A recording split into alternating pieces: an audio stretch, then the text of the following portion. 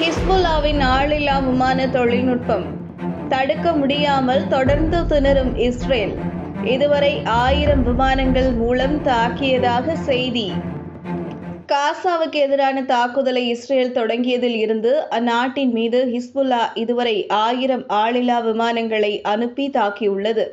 இதுகுறித்து குறிப்பிட்டுள்ள ஆக்கிரமிப்பு ஊடகமான சேனல் 13, ஹிஸ்புல்லாவின் ஆளில்லா விமானங்கள் இஸ்ரேல் வான் பாதுகாப்புக்கு விடுக்கப்பட்ட பெரும் சவால் என குறிப்பிட்டுள்ளன. அயன் டோம் சிஸ்டம்களை ஹிஸ்புல்லா ட்ரோன்கள் தாக்கும் நிலையில் அதனை வீழ்த்த முடியாமல் போர் விமானங்கள் திணறுவதாக குறிப்பிடப்பட்டுள்ளது. கேன் 11 என்ற ஆக்கிரமிப்பு ஊடகத்திடம் இதுகுறித்து பேசியுள்ள வடக்கு இஸ்ரேல் ராணுவ கமாண்டர் யோஷி பெலாட், ஹிஸ்புல்லாவுக்கு வடக்கு பகுதியில் குறிப்பிடத்தக்க வெற்றி கிடைத்துள்ளதாக தெரிவித்துள்ளார். ஹிஸ்புல்லாவின் இந்த தாக்குதல்களால் வடக்கு பகுதியில் உள்ள ஏராளமான ஆக்கிரமிப்பு குடியிருப்புகளை காலி செய்துவிட்டு ஆக்கிரமிப்பு பொதுமக்கள் வெளியேறி உள்ளதாக மற்றொரு ஊடகமான சேனல் 13 குறிப்பிட்டுள்ளது.